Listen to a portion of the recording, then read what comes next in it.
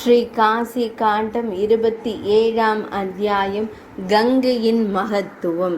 குறிப்பு: மன்னர் பகீரதன் தனது மூதாதையர்களான மன்னர் சகரரின் மகன்களின் ஆத்மாவை சாந்தி செய்வதற்காக சொர்க்க கங்காவை பூமிக்கு அழைத்து கொண்டு வந்தார் என்பது குறித்த புராண கதை விரிவாக கூறப்பட்டுள்ளது. ஸ்கந்தன் கூறினார், தேவர்களின் இறைவனால் விவரிக்கப்பட்டதால் ஆனந்த கானனா எவ்வாறு வாரணாசி என்று நன்கு அறியப்பட்டது என்பதை நான் விவரிக்கிறேன். ஈஸ்வரர் கூறினார், வலிமை மிக்க கரங்களை கொண்ட ஸ்ரீ மகாவிஷ்ணுவே, 3 உலகங்களிலும் மிகவும் அழகானவரே, அபிமுக்தத்திற்கு வாரணாசி என்ற பெயர் எப்படி வந்தது என்பதை கேளுங்கள். சூரிய வம்சத்தின் மிகவும் நல்லொழுக்கமும் பிரகாசமும் கொண்ட மன்னரான பகீரதன் குதிரை வேள்வியில் குதிரையை பாதுகாக்க சாகர மன்னரால் கட்டளையிடப்பட்ட சகரனின் மகனான தனது மூதாதையர்களுக்கு ஏற்பட்ட பேரழிவை குறித்து கேள்விப்பட்டிருந்தார்.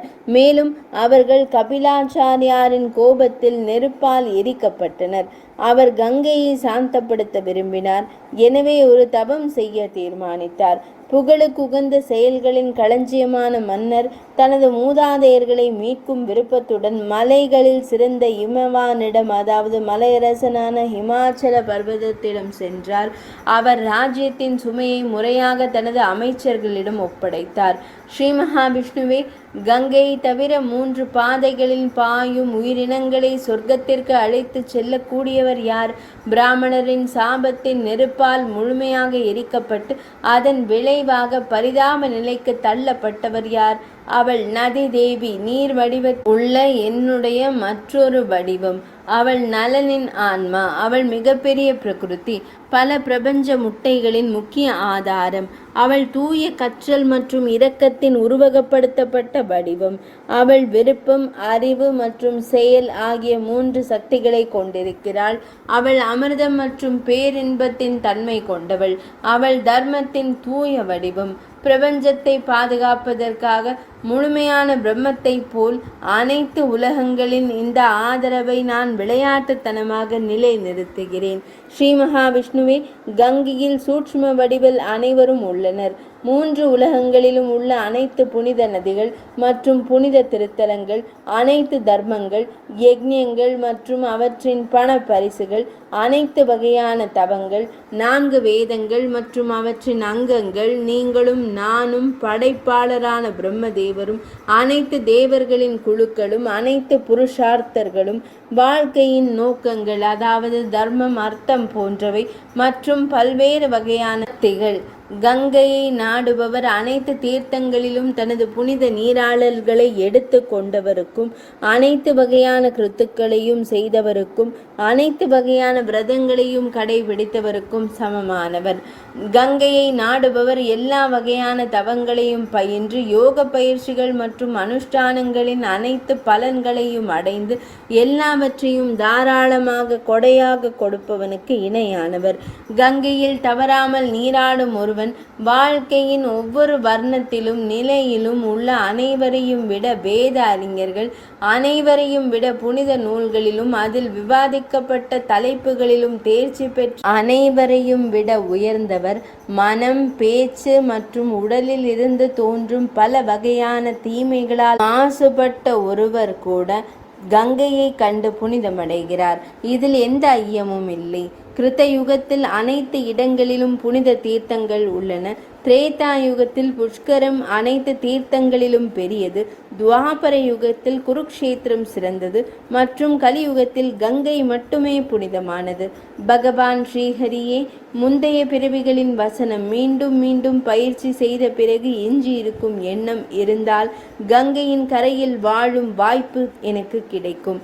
கிருத்த யுகத்தில் தியானம் முக்திக்கு காரணம். திரேதா யுகத்தில் தியானமும் தவமும் முக்திக்கு காரணம். துவாபர யுகத்தில் தியானம், தவம் மற்றும் யக்ஞங்கள் முக்திக்கு காரணம். ஆனால் கலியுகத்தில் அதில் கங்கை நதி மட்டுமே. தனது உடல் விழும் வரை, அதாவது மரணம் வரை கங்கையின் கரையை விட்டு வெளியேறாதவர் எப்போதும் வேதாந்தத்தை அறிந்த ஒரு யோகி மற்றும் பிரம்மச்சரிய விரதத்தை கடைபிடிப்பவருக்கு சமமானவர். கலியுகத்தில் கரை படிந்த மனம் கொண்டவர்களுக்கும் பிறருடைய செல்வத்தில் மோகம் கொண்டவர்களுக்கும் சாஸ்திர நூல்களின் கட்டளைகளை மதிக்காமல் சடங்குகளை செய்பவர்களுக்கும் கங்கையை தவிர வேறு எந்த முக்தியும் இல்லை. பக்தன் கங்கா கங்கா என்ற ஜபத்தை செய்தால் அலக்ஷ்மி, செல்வமின்மை, காலகர்ணி, பெண் பேய், தீய கனவுகள் மற்றும் தீய எண்ணங்கள் எந்த செல்வாக்கையும் கொண்டிருக்காது. பகவான் ஸ்ரீ மகாவிஷ்ணுவே கங்கை அனைவரின் நலனுக்கும் பங்களிக்கிறது. உலகங்கள் அவள் மட்டுமே அனைத்து உயிரினங்களுக்கும் அவர்களின் பக்தி ஆர்வத்திற்கு ஏற்ப இயங்கும் மறுமையிலும் நன்மைகளை வழங்குகிறார். பகவான் ஸ்ரீஹரி யக்ஞம், தானம், தவம், யோகம், ஜபம், கட்டுப்பாடு மற்றும் புனித விரதங்களை கடைபிடிப்பது ஆகியவை கங்கைக்கு செய்யப்படும் சேவையில் 1000 பங்குக்கு கூட தகுதியற்றவை. 8 துணை பொருள்களுடன் யோகம் என்ன பயன்? தவங்களும் யாகங்களும் என்ன பயன்? கங்கையின் கரையில் வசிப்பது பிரம்மத்தை உணர்தலுக்கு காரணம். கோவிந்தரே, கங்கையின் மகத்துவத்தை புரிந்து கொள்பவரின் பக்தியில் கங்கா தேவி மகிழ்ச்சி அடைகிறார். அவர் ஒரு தகுதியற்ற நபராக இருந்தாலும், அவர் தொலைவில் இருந்தாலும் கூட நம்பிக்கை என்பது மிகப்பெரிய மற்றும் நுட்பமான தர்மம், நல்லொழுக்கம். நம்பிக்கை என்பது மிகப்பெரிய தவம் மற்றும் அறிவு. நம்பிக்கை என்பது சொர்க்கம் மற்றும் முக்தி. தன் மீது நம்பிக்கை கொண்ட ஒருவரிடம் அவள் மகிழ்ச்சி அடைகிறாள். அறியாமை, பற்று, பேராசை போன்றவற்றால் மனம் மயங்கிய நபர்களுக்கு தர்மத்தில், குறிப்பாக கங்கையில் எந்த நம்பிக்கையும் இருக்காது. வெளிப்புற நீர் ஒரு தேங்காயில் இனிப்பு நீராக மாறுவது போல பிரபஞ்ச முட்டைக்கு வெளியே நிலை நிறுத்தப்பட்டுள்ள பெரிய முழுமையான நீரும் ஜானவியாக கங்கை நதியாக மாறுகிறது. கங்கையை அடைவதை விட வேறு எந்த பெறுதலும் வேறு எதுவும் இல்லை. எனவே உடனே கங்கையை நாட வேண்டும். கங்கையே மிகப்பெரிய உயிரினம். பகவான் ஸ்ரீஹரியே, கங்கையில் புனித துறவு இல்லாத ஒருவரின் பிறப்பு லட்சியமற்றது மற்றும் நோக்கமற்றது. அவர் சக்தி வாய்ந்தவராகவோ, கற்றவராகவோ, நல்லொழுக்கம் உள்ளவராகவோ அல்லது தாராள மனப்பான்மை கொண்டவராகவோ இருந்தாலும் கூட கலியுகத்தில் ஒருவர் கங்கையை நாடவில்லை என்றால் அவரது குடும்பம், அதாவது உன்னத வம்சாவளி, கற்றல், யாகங்கள், அவற்றை செயல்படுத்துதல், தவங்கள் மற்றும் அவர் செய்த அனைத்து தாராளமான கொடைகளும் முற்றிலும் பயனற்றவை. தகுதியான ஒரு நல்லொழுக்கமுள்ள நபரின் வழிபாட்டில் கங்கையின் நீரில் நீராடுவதாலோ அல்லது கட்டளைகளின்படி அதை வழிபடுவதாலோ கிடைக்கும் பலனை பெற இயலாது. இந்த கங்கை அதன் கருவறை எனது ஒளியின் நெருப்பை கொண்டுள்ளது. அவர் எனது வீரியத்தால் நன்கு பாதுகாக்கப்படுகிறார். மேலும் என்னை போலவே அனைத்து குறைபாடுகளையும் பாவங்களையும் எரிக்கிறார். ஏராளமான பாவங்களின் கூண்டு இடியால் தாக்கப்பட்ட மலையை போல கங்கையை நினைவில் கொள்வதன் மூலம் 100 துண்டுகளாக பிரிக்கப்படுகிறது. கங்கைக்கு செல்பவரும் பக்தியில் மகிழ்ச்சி அடைபவரும் இருவரும் ஒரே பலனை பெறுகிறார்கள் என்று அவர்கள் கூறுகிறார்கள். பக்தி மட்டுமே அதற்கு காரணம். நடக்கும் போதும், நிற்கும் போதும், நாமங்களை கூறும் போதும், தியானிக்கும் போதும், உணவருந்தும் போதும், பேசும் போதும், நடக்கும் போதும், விழித்திருக்கும் போதும் அல்லது உறக்கம் கொள்ளும் போதும் கங்கையை எப்போதும் நினைப்பவன் அடிமைத்தனத்திலிருந்து விடுபடுவான். முன்னோர்களை மனதில் கொண்டு கங்கை நீரில் பால், பாயாசம், தேன், வெல்லம், நெய் மற்றும் எள் விதைகளுடன் பக்தியுடன் வைத்தால் பகவான் ஸ்ரீஹரி அவரது மூதாதையர்கள் 100 ஆண்டுகள் திருப்தி அடைவார்கள். மகிழ்ச்சி அடைந்த தாத்தாக்கள் அவருக்கு அனைத்து வகையான விருப்பங்களையும் வழங்குகிறார்கள். லிங்கம் சாந்தியடையும் போது முழு பிரபஞ்சமும் போற்றப்படுவது போல கங்கையில் துறவரம் செய்வதன் மூலம் அனைத்து தீர்த்தங்களின் பலனையும் பெறுவர். கங்கையில் தினமும் புனித நீராடி லிங்கத்தை வழிபடும் ஒரு மனிதன் ஒரே பிறவியிலேயே மிகப்பெரிய முக்தியை பெறுவான். கங்கையில் லிங்க வழிபாட்டில் அக்னிஹோத்திரம், யக்ஞங்கள், விரதங்கள், தானங்கள் மற்றும் தவங்கள் 1 கோடியில் 1 பங்கிற்கு சமமானவை அல்ல. யாராவது கங்கைக்கு செல்ல முடிவு செய்து யாத்திரைக்கு முன்னதாக ஸ்ரார்த்தம் போன்றவற்றை இல்லத்திலேயே செய்துவிட்டு அப்படியே இருந்தால் மூதாதையர்கள் அவரது பரிபூர்ண உறுதியால் மகிழ்ச்சி அடைவார்கள். அனைத்து பாவங்களும் உடனடியாக ஐயகோ நாம் எங்கே போவது என்று கூக்குரல் இடுகின்றன. பின்னர் அவர்கள் லோபம், பேராசை, மோகம், மாயை போன்றவர்களுடன் மீண்டும் அவர்களுடன் ஆலோசனை செய்து அவர் கங்கைக்கு செல்லாதபடி தடைகளை உருவாக்குவோம். ஏனென்றால் அவர் கங்கைக்கு சென்றவுடன் அவர் நம் அனைவரையும் ஒழித்து விடுவார் என்று முடிவு செய்கிறார்கள். ஏமாற்றமடைந்து கங்கையில் துறவரம் செய்ய தனது இல்லத்திலிருந்து புறப்படுபவரின் உடலில் இருந்து ஒவ்வொரு அடியிலும் பாவங்கள் நீங்கும். பகவான் ஸ்ரீஹரியே, புண்ணியவான் ஒருவன் முந்தைய பிறவிகளில் செய்த புண்ணியங்களின் காரணமாக லோபம் போன்றவற்றை துறந்து அனைத்து தடைகளையும் விரட்டியடித்து கங்கையை அடைகிறான். கங்கையில் புனித நீராடுபவர் தற்செயலாகவோ விலைக்காகவோ அல்லது வர்த்தக நடவடிக்கையிலோ அல்லது சேவையிலோ காம வெறி கொண்டவராக இருந்தாலும் கூட சொர்க்கத்திற்கு செல்வார்.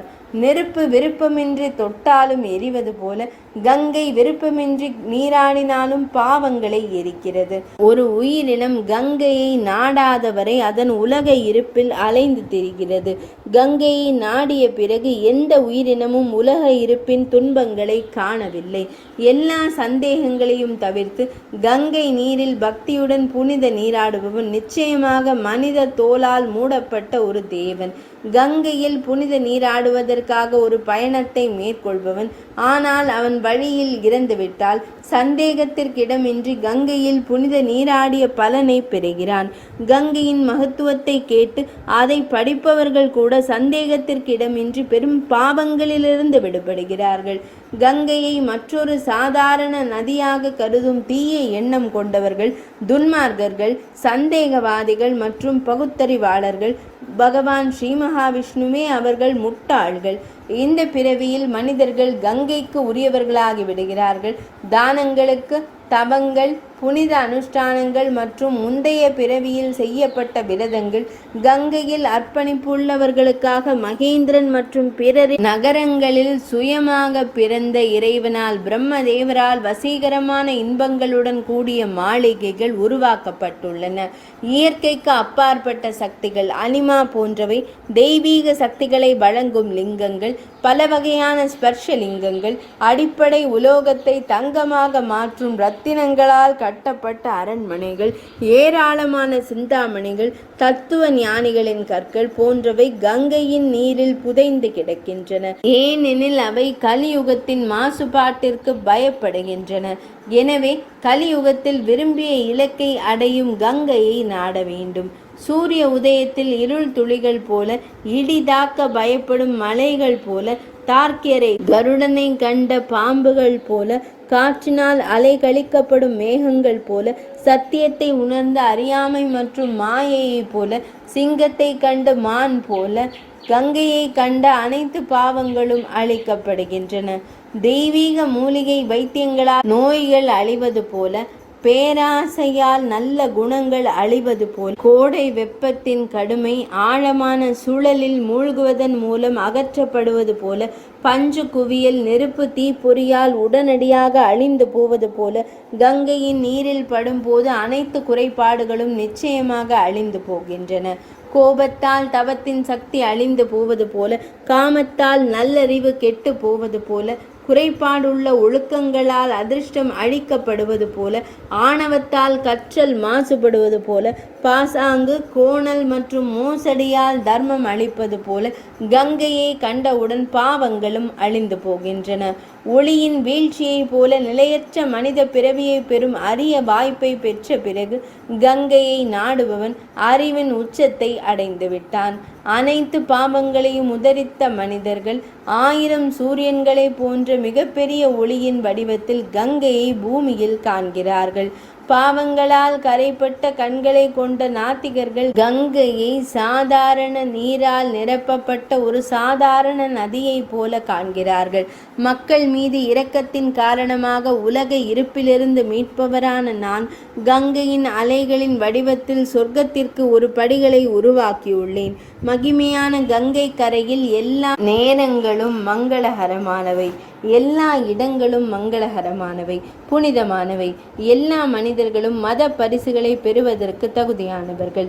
அனைத்து யஜ்ஞங்களிலும் குதிரை யாகம் சிறந்தது போல, மலைகளில் இமவான் சிறந்தது போல, புனித விரதங்களில் உண்மை தன்மை சிறந்தது போல, பரிசுகளில் பயத்திலிருந்து விடுதலை அளிப்பது சிறந்தது போல, பிராணாயாமம் மூச்சு கட்டுப்பாடு தவங்களில் சிறந்தது போல, பிரணவம் ஓம்காரம் மந்திரங்களில் சிறந்தது போல, வன்முறையை தவிர்ப்பது அனைத்து புண்ணிய செயல்களிலும் சிறந்தது போல, ஸ்ரீ செல்வச் செழிப்பு அனைத்து விரும்பத்தக்க விஷயங்களிலும் சிறந்தது போல, ஆன்மீக கற்றல் அனைத்து கல்விகளிலும் சிறந்தது போல, கௌரி அனைத்து பெண்களிலும் சிறந்தது போல, புருஷோத்தமரே தாங்கள் அனைத்து தேவர்களுக்கும் சிறந்தவர் போல, சிவபக்தன் அனைத்து தகுதியானவர்களுக்கும் சிறந்தவர் போல, கங்கையின் தீர்த்தர் அனைத்து தீர்த்தங்களிலும் மிகச் சிறந்தவராவார். கங்கா தீர்த்தம் அனைத்து தீர்த்தத்திலும் மிகவும் புனிதமான தீர்த்தமாகும்.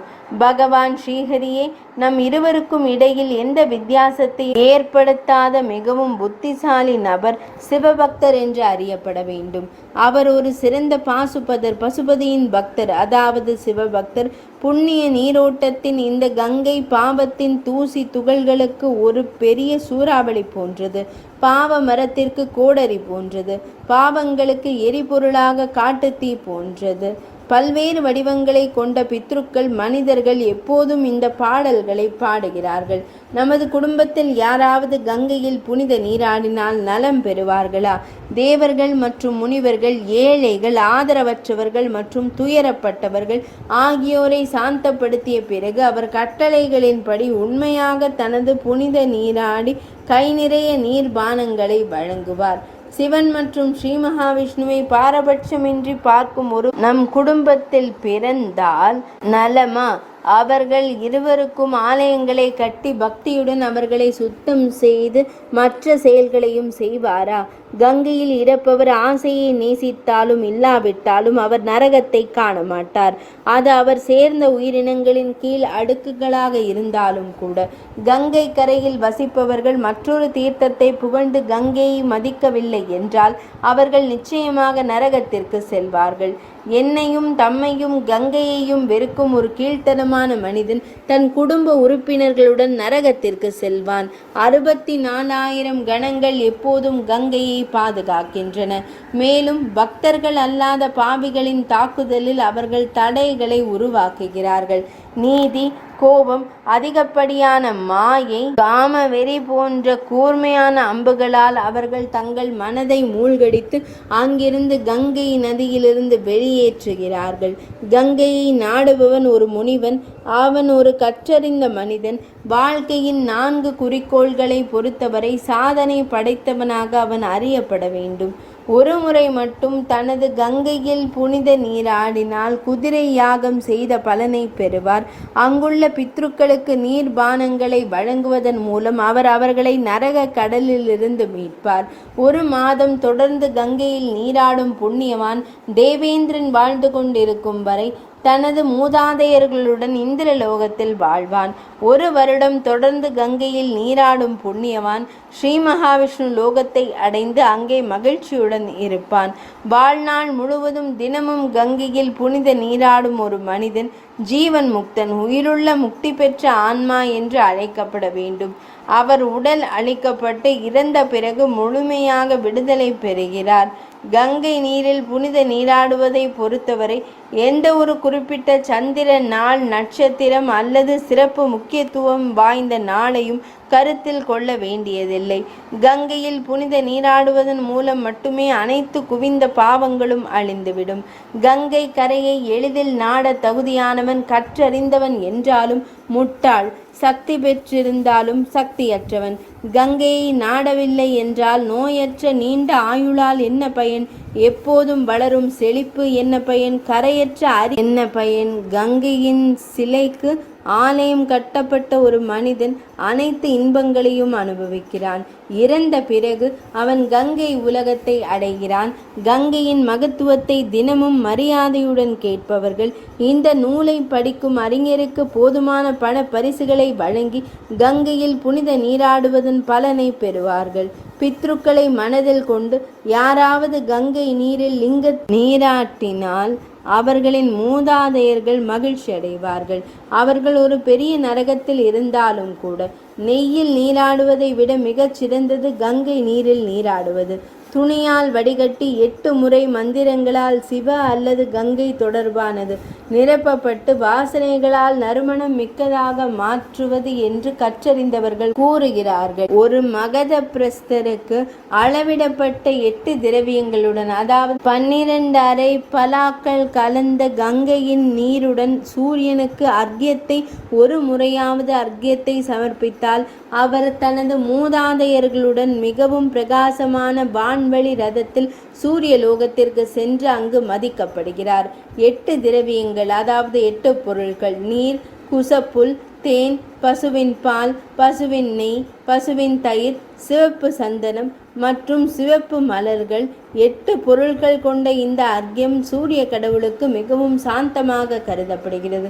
பகவான் ஸ்ரீ மகாவிஷ்ணுவே கங்கையின் நீருடன் கூடிய அந்த அர்க்கியம் மற்ற நீர்களுடன் கூடிய அர்க்கியத்தை விட 10 மில்லியன் மடங்கு அதிக புண்ணியமானது என்று அறியப்பட வேண்டும்.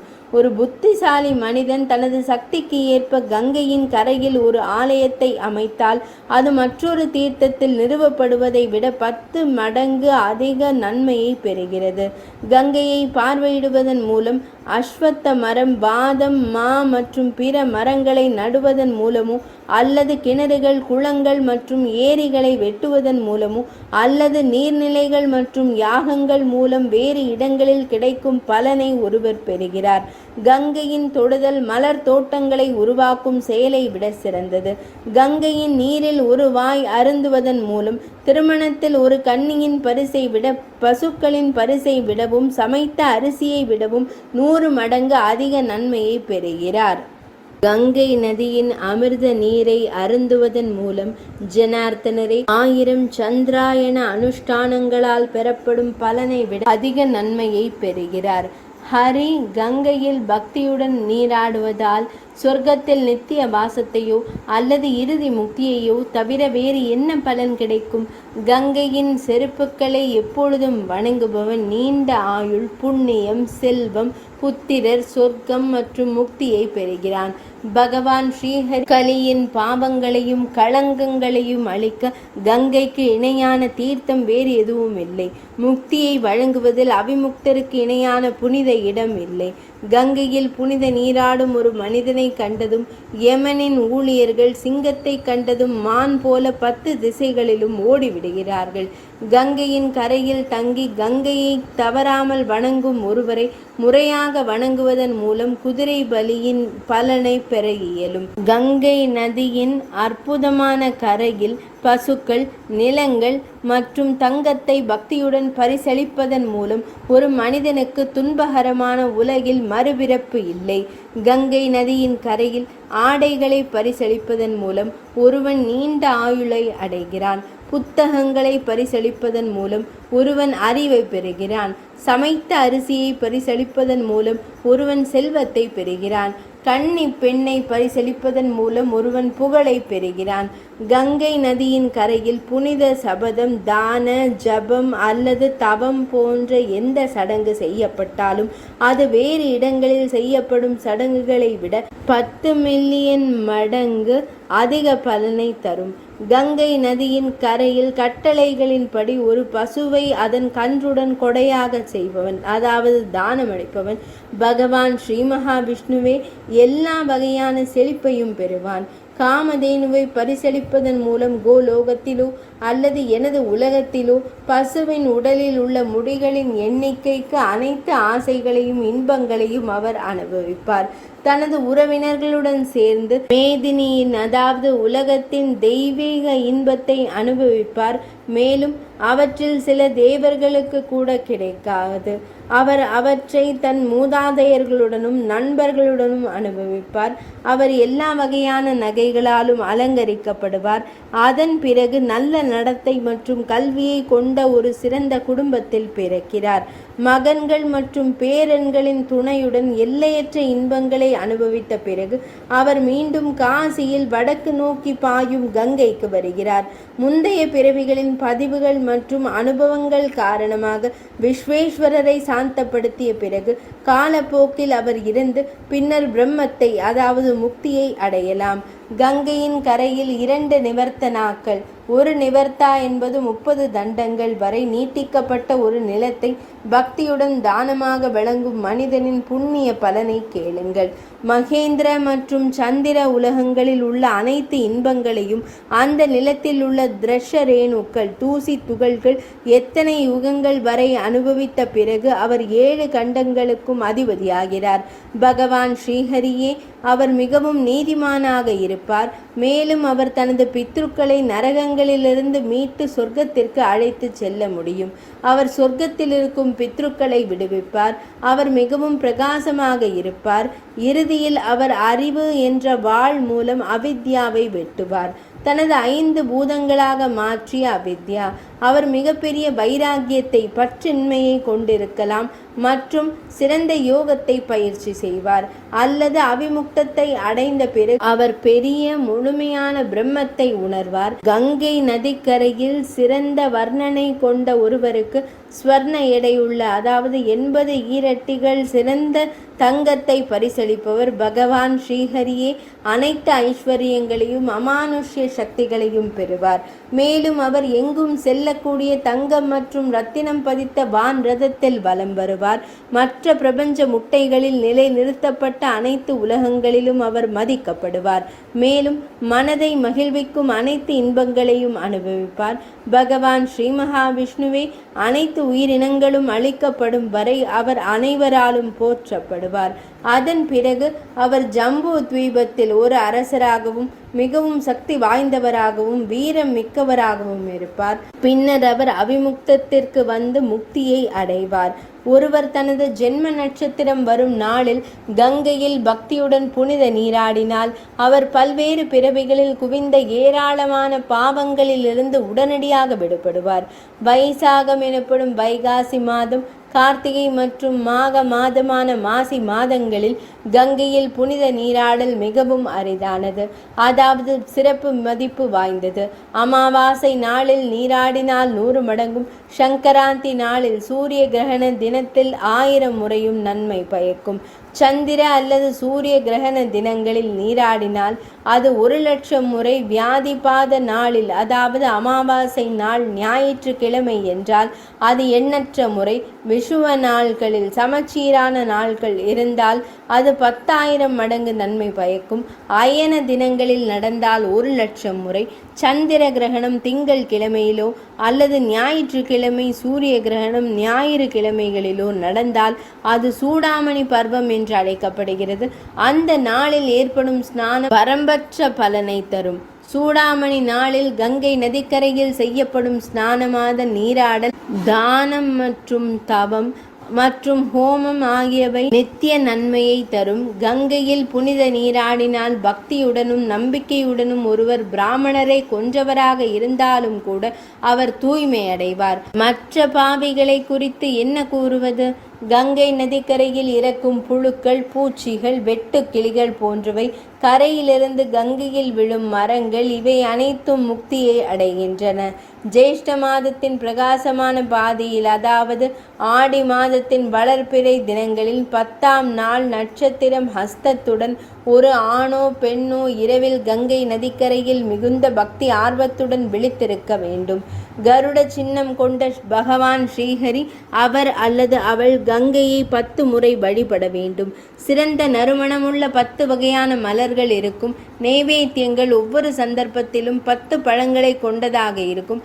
தசாங்க தூபங்கள், கூறுகள், குஷ்டா, வெல்லம், அரக்கு, நாக, ஹரிகதி, சர்ஜரசா, மாம்சி, சைலஜா, கானா அதாவது கற்பூரம் மற்றும் அவை அனைத்தும் இருக்கும். இரு ஞானமுடைய பக்தர் கட்டளைகளின்படி 10 முறை வழிபாட்டை செய்ய வேண்டும். அவர் நெய்யுடன் தடவிய எள் விதைகளை கங்கை நீரில் போட வேண்டும். பின்னர் அவர் 10 கைப்பிடி தண்ணீர் வழங்க வேண்டும். மந்திரத்தை உச்சரித்து வெல்லத்துடன் கலந்த 10 உருண்டை வறுத்த கோதுமை மாவை வழங்க வேண்டும். 20 எழுத்துக்கள் கொண்ட மந்திரம் பிரணவத்துடன் கூடிய சிவாய நாராயணியை தக்ஷஹராயை கங்காயை ஸ்வாஹா பிரணவம் சிவ நாராயணி தக்ஷஹரா கங்காயை வணங்குதல் என்பதாகும். வழிபாடு தான ஜப மற்றும் ஹோமத்தை ஒரே மந்திரத்தால் செய்ய வேண்டும். பக்தர் தனது திறனுக்கு ஏற்ப தங்கம் அல்லது வெள்ளியால் கங்கையின் சிலையை தயார் செய்ய வேண்டும். அது ஒரு துணியால் மூடப்பட ஒரு பூர்ண கும்பத்தின் தண்ணீர் நிரப்பப்பட்ட பானை மேலே நிறுவப்பட வேண்டும். பின்னர் அவர் சிலையை பஞ்சாமிர்தத்தால் நீராட்ட வேண்டும். அதை வணங்க வேண்டும். அதன் பிறகு அவர் கங்கையை பின்வருமாறு தியானிக்க வேண்டும். அவள் 4 கரங்கள் மற்றும் 3 விழிகளுடன் மிகவும் மென்மையானவள். அவளுக்கு நாடிகள் மற்றும் பெரிய மற்றும் சிறிய ஆறுகள் சேவை செய்கின்றன. அவள் அன்பின் அமிர்த கசிவை அடிக்கடி பயன்படுத்துகிறாள். அவளுடைய உடல் முழுவதும் பிரகாசம். அவள் 4 திருக்கரங்களிலும் ஒரு பூரண கும்பத்தை, ஒரு வெள்ளை தாமரையை, வரம் மற்றும் பயத்திலிருந்து விடுதலையை வழங்கும் அபய சைகைகளை வைத்திருக்கிறாள். அவளுடைய பளபளப்பு 10,000 சந்திரன்களை போன்றது. அவள் சௌரிகளால் விசிறிக் கொண்டிருக்கிறாள். அவள் ஒரு வெள்ளை குடையுடன் நன்றாக பிரகாசிக்கிறாள். அவள் தரையில் அமிர்தத்தால் நிரம்பி இருக்கிறாள். அவள் தெய்வீக வாசனைகள் மற்றும் நறுமணங்களால் பூசப்படுகிறாள். அவளுடைய பாதங்கள் 3 உலகங்களாலும் போற்றப்படுகின்றன. அவள் தேவர்களாலும் தெய்வீக முனிவர்களாலும் போற்றப்படுகிறாள்.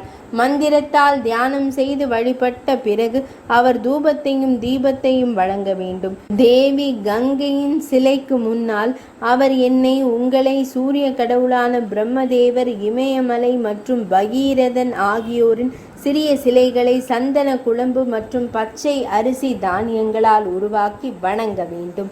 அவர் மரியாதையுடன் 10 பிரஸ்த எள் விதைகளை 10 பிராமணர்களுக்கு கொடுக்க வேண்டும். இந்த தானிய அளவுகள் ஒவ்வொன்றும் முந்தையதை விட 4 மடங்கு அதிகம். பலா, குடவ, பிரஸ்த, அதகா மற்றும் துரோணா, இது ஒரு கைப்பிடி தானியம் பல என்று அழைக்கப்படும். புனித விரதத்தை கடைபிடிக்கும் பக்தர் மீன், ஆமை, தவளை, சுறா மற்றும் அன்னம், கரண்டவ, பக்கா அதாவது கொக்குகள், சக்ரா சிவப்பு வாத்துக்கள், தித்திப அல்லது சரசா போன்ற பிற நீர்வாழ் உயிரினங்களின் உருவங்களை மாவு, செம்பு, வெள்ளி அல்லது தங்கத்தால் தனது திறனுக்கு ஏற்ப ஓட்டச் செய்து வாசனை திரவியங்கள் மற்றும் மலர்களால் வணங்கி பின்னர் அவற்றை கங்கையில் போட வேண்டும். இந்த சடங்கை விதிகளின்படி பணத்தை செலவழிப்பதில் கஞ்சத்தனம் காட்டாமல் செய்வதன் மூலம் பக்தர் கீழே குறிப்பிடப்பட்டுள்ள 10 வகையான பாவங்களிலிருந்து விடுபடுவார். முறையாக வழங்கப்படாததை எடுத்துக்கொள்வது, வேத நியாயமின்றி வன்முறையில் ஈடுபடுவது மற்றும் பிற ஆண்களின் மனைவிகளை நாடுவது என 3 வகையான உடல் பாவங்கள் உள்ளன. 4 வகையான வாய்மொழி பாவங்கள் உள்ளன.